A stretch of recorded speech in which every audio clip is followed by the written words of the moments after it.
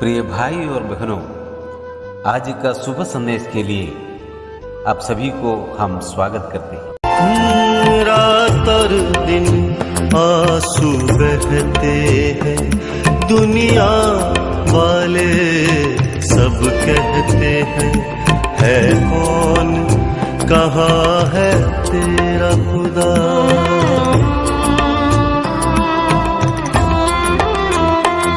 क्यों है इतना बेचैन ये दिल, क्यों जान ये गिरती जाती है।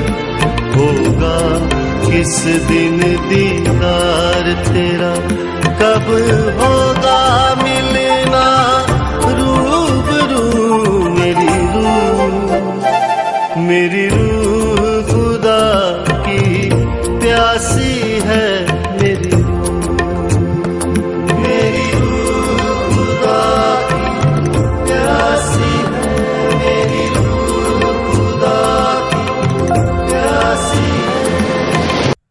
आज का संदेश ब्रदर शैलेश अंगलेश्वर से बांटा जाएगा। प्रार्थना के साथ सुनिए। परमेश्वर के नाम की महिमा हो।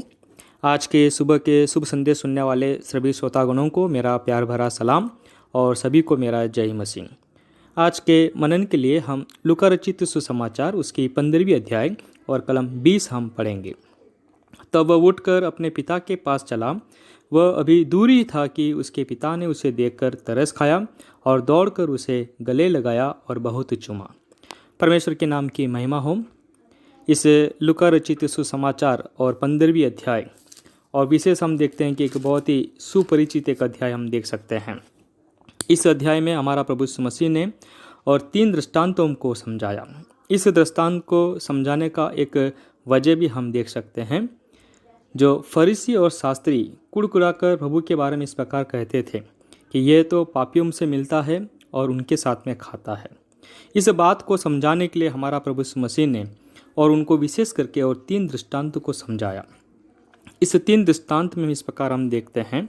इस 15वें अध्याय की पहली कलम से लेकर कलम 7 में एक दृष्टांत इस प्रकार है, जो खोई हुई भेड़ों का दृष्टांत। और उतना ही नहीं, कलम 8 से लेकर और 10 तक हम पढ़ेंगे तो उधर खोए हुए सिक्कों का एक दृष्टांत प्रभु यीशु मसीह ने समझाया। और कलम 11 से लेकर और नीचे के भागों में हम पढ़ते हैं तो उधर एक तीसरा दृष्टांत प्रभु यीशु मसीह ने इस प्रकार समझाया, जो उड़ाऊ पुत्र का एक दृष्टांत। प्रियो, इस तीनों जो दृष्टांत प्रभु यीशु मसीह ने समझाया, इसमें एक बात प्रभु यीशु मसीह विशेष कर और समझाने के लिए चाहते हैं। 15वीं अध्याय की कलम 7 में एक बात इस प्रकार पढ़ते हैं, मैं तुमसे कहता हूँ कि इसी रीति से एक मन फिराने वाले पापी के विषय में भी स्वर्ग में इतना ही आनंद होगा। तो प्रभु यीशु मसीह एक बात समझा रहे हैं। इस खोई हुई भेड़ों का दृष्टांत में एक मन फिराने वाले पापी के वजह से स्वर्ग में बहुत ही बड़ा आनंद होता है। और वही हम और कलम 10 में एक बात हम देखते हैं, मैं तुमसे कहता हूँ कि इसी रीति से एक मन फिराने वाले पापी के विषय में परमेश्वर के स्वर्गदूतों के सामने आनंद होता है। तो प्रभु इसमें से और एक बात समझाते हैं, एक मन फिराने वाले पापी के जरिए और परमेश्वर के स्वर्गदूतों के सामने भी आनंद होता है। और वही बात जब हम तीसरी भाग में पढ़ते हैं तो जैसे कलम 24 में इस प्रकार लिखा है, क्योंकि मेरा ये पुत्र मर गया था, फिर जी गया है, खो गया था, अब मिल गया है, और वे आनंद करने लगे। तो हम इस प्रकार देखते हैं कि जो और खोया हुआ पुत्र और वापस आया है, तो वो घर में भी एक आनंद का बात हम देखते हैं। प्रियो, ये तीनों दृष्टांत में प्रभु यीशु मसीह उन फरीसी और शास्त्रियों को एक बात समझाने के लिए चाहते हैं। प्रभु यीशु मसीह और क्या समझाने के लिए चाहते हैं कि एक मन फिराने वाला पापी प्रभु के पास आते हैं तो सच में और स्वर्ग में बहुत बड़ा एक आनंद का बात होते हैं। प्रियो, जो हमने और कलम 20 में एक बात हमने पढ़ा, उधर तो उड़ाऊ पुत्र के बारे में हम देखते हैं। हमको मालूम है उड़ाऊ पुत्र अपने पिता के सारे संपत्ति लेकर और दूर देश चला गया है। वहाँ पर उसने बहुत एक खराब जीवन बिताया, अपनी सारी संपत्ति को उसने वहाँ उड़ा दिया और उतना नहीं, बहुत एक कुकर्म में वो गिर गया है। लेकिन जब उसको अपने आप में सुबोध आया तो इस प्रकार सोचा कि मैं अपने पिता के पास अपने घर वापस जाऊँगा। वही घटना हम इस प्रकार हम देखते हैं। जैसे हमने कलम 20 में इस प्रकार पढ़ा, तब उठकर अपने पिता के पास चला। वह अभी दूरी था कि उसके पिता ने उसे देखकर तरस खाया और दौड़कर उसे गले लगाया और बहुत चूमा। प्रियो, यहाँ पे इस प्रकार हम देखते हैं, इधर तो इस उड़ाऊ पुत्र ने और अपना मन को फिराया, अपने जो पुराने बातों को उसने याद कर कर कबूल किया, अपने में वो अपने आप में सुबोध में आया। और इस प्रकार हम देखते हैं कि वो मन फिरा कर पिता के पास जाने का उसने इच्छा रखा। तो इस प्रकार हम देखते हैं, जो वो दूर ही था तो पिता ने अपने पुत्र को देखा और उस पर तरस खाया और वो पिताजी और दौड़कर उसको जाके मिले, उसको गले लगाए, उसको बहुत और चुंबन किया है। प्रियो, इस कलम में एक बात हम और बहुत सोचने की बात है। इधर तो पिता और पुत्र पर कितना और प्रेम को दर्शाते हैं। पिता भी यही चाहते हैं, जो उसका पुत्र अपने से दूर चला गया है लेकिन वो वापस आना है। जैसे वो पुत्र वापस आया तो पिता ने उसका कोई भी और जो गलत काम को नहीं देखा, उसका कोई भी पाप का बात उसने ध्यान में नहीं लाया। केवल एक ही बात पिता ने सोचा, जो मेरा पुत्र मेरे से चला गया था वो वापस आया है। प्रिय, इस कलम में एक बात हमको समझाने के लिए चाहते हैं। जैसे ये पिता अपने पुत्र के लिए और कितना प्रेम को और यहाँ पे दिखाते हैं। जैसे हमारा स्वर्गीय पिता, हमारा प्रभु यीशु मसीह, जो परमेश्वर, हमारा पिता जो स्वर्ग में विराजमान है, ये सारा सृष्टि का मालिक जो है, वो हमारे लिए भी एक बात यहाँ पे और करते हैं। यहाँ पे एक बात और समझाते हैं, जो हम और मन फिरा के प्रभु के पास आते हैं तो स्वर्ग में जो हमारा प्रभु, जो हमारा परमेश्वर, जो पिता है, वो हमें हमारे पापों को क्षमा करने के लिए कितना बड़ा क्षमक्ष है, ये बातें यहाँ पे समझाते हैं।